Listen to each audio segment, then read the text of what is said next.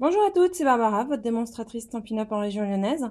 Aujourd'hui, je souhaite vous montrer une technique que j'ai utilisée en fait pour faire cette rose, qui est en fait une technique du vitrail. Je l'appellerai comme ça. Je ne sais pas si elle existe déjà ou moi ça m'est venu un petit peu comme ça en patouillant avec la Big Shot de trouver comment faire en sorte d'avoir mon contour d'une couleur et l'intérieur de mes découpes d'une autre couleur.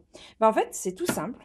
Voyez, donc là, je vais utiliser les Sinlit Roseraie. Je vais utiliser le grand pour changer un peu.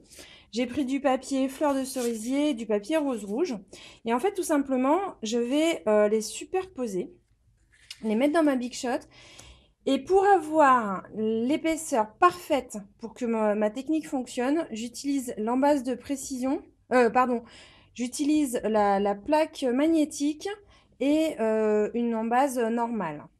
Je fais mon sandwich, hein, comme vous savez faire normalement avec une Big Shot. Hop. Et c'est parti. Donc là, ce que je vous conseille, c'est de la passer dans la Big Shot, mais c'est un peu dur de le faire dans ce sens-là, de le passer dans la Big Shot qu'une seule fois. Si vous le passez deux fois, ça risque de trop couper votre papier et donc du coup de couper la deuxième épaisseur. En fait, vous voyez, quand je récupère mon sandwich, on voit bien que la deuxième feuille n'a pas été parfaitement découpée. Et c'est exactement ce qu'on veut.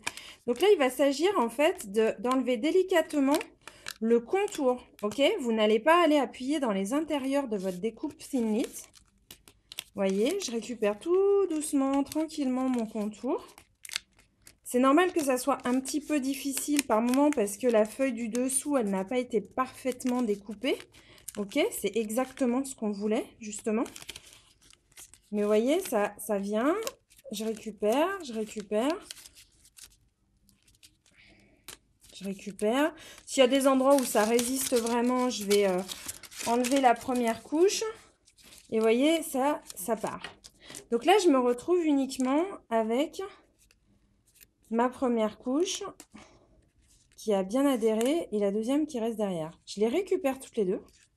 Ah, super. Et là, je n'ai plus qu'à délicatement enlever les pétales de ma rose de la première épaisseur de papier. Vous voyez, ils partent bien hein, parce qu'eux, ils ont été super bien découpés. Et il me reste donc ma feuille du dessous qui, elle, est un petit peu découpée, mais pas trop. Alors après, on peut très bien décider de jouer en laissant certaines épaisseurs en rose clair, certaines épaisseurs en rose foncé. Après, c'est vraiment vous qui faites votre création comme vous l'entendez. Moi, j'aurais tendance à vouloir enlever toutes mes épaisseurs en rose clair. Vous voyez, hop, tac, tranquillement. Pour avoir un super rendu. Alors, on peut imaginer de faire ça avec toutes les couleurs qu'on veut. Hein. Je veux dire, il n'y a pas de limite. Hein. Et vous voyez, ça fait quand même un super résultat. Donc là, vous finissez votre découpe, enlevez tous les petits bouts de rose qui restent et vous avez un résultat un peu vitrail. Parce que là, je ne sais pas si ça se voit sur la vidéo, mais le papier du dessous, du coup, il est un petit peu en relief. Et donc, c'est super joli. Ça permet de faire de jolies créations et d'utiliser la Big Shot un petit peu différemment de ce qu'on a l'habitude de faire.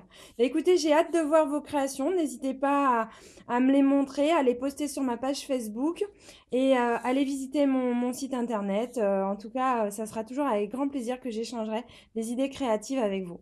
Je vous souhaite un bon week-end et je vous dis à bientôt. Bye bye!